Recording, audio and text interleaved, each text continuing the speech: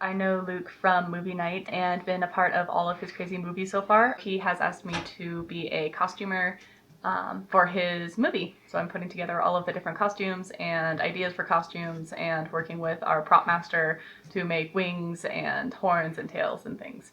The only reason I even got into the costuming place that I am right now is I am a sheltered nerd that really wanted to go to a convention, and I saw that people dressed up to conventions, and I was like, I'm going to do that. I'm going to dress up like a character I like and go to a place where other people are dressed up like characters that they like.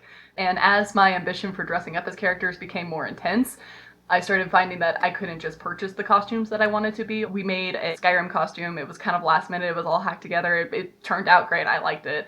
And then we kind of did a complete 360 and charged head on, and we made the Angela costume, which has technical mechanical pieces. It's got really intense hand sewing, and we learned a lot through that experience. I didn't even consider making my own costumes in the very beginning, and just this kind of discovery that this is what I really like to do I forced myself to get into it. So now I sew all my own pieces, I make most of my own props, and if I don't, I try and learn the techniques from the people that I am getting assistance from. And now I'm starting to do designing for pieces like this, where it's not even necessarily costume, but like design the clothes that this human would wear. I've been doing some sketching pieces with Luke and kind of just tossing around different ideas of this could be funny for this scene, these particular outfits work better for this, and even we did a screen test, but all I was thinking is, okay, we're gonna need to make sure that we can like move everybody around these different props. So it's a whole different sort of approach to being able to use my skills, and I think it can only help to round out the skills and tools I have at my disposal right now. Probably the easiest way to start with costuming, starting with characters that have clothing that exist in the real world, is obviously going to be the easiest thing. Being able to go to a thrift shop or just asking somebody, hey, do you own a X? Whether that's like little black dress, pair of shoes, whatever that happens to be.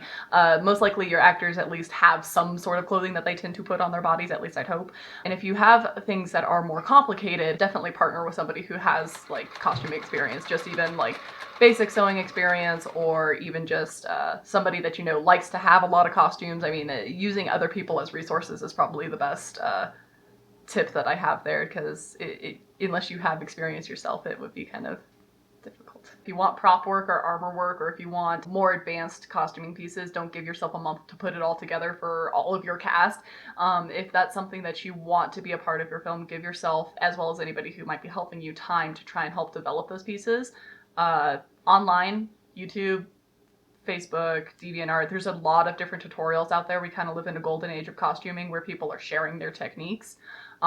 Used to be really taboo for people to reveal their secrets of their trade, and now we're kind of beyond that point where everybody's trying to help each other. So there are a plethora of resources of DIY and kind of make it yourself pieces. I would say make it an event for multiple people to be a part of, because you're never going to be able to accomplish it just as yourself. If I struggle hard enough trying to get costumes for myself done like in a timely manner, so trying to do multiple pieces, I definitely try and enlist the help or ideas or even just trade skills of other people to kind of assist me with that.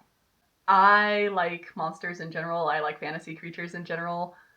What is too far to reveal?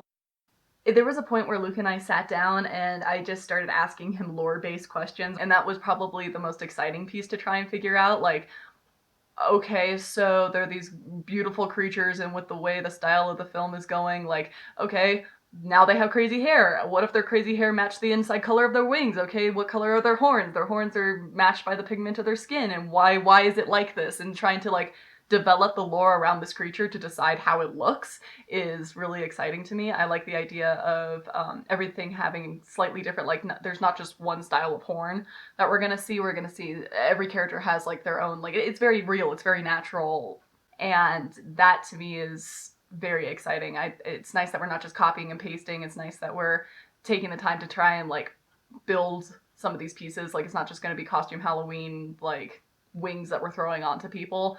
And the fact that we're taking the time to kind of develop that and make that work on the characters is really exciting. I love wings in general. I'm addicted to winged characters, so that's probably going to be the most interesting and fun piece for me.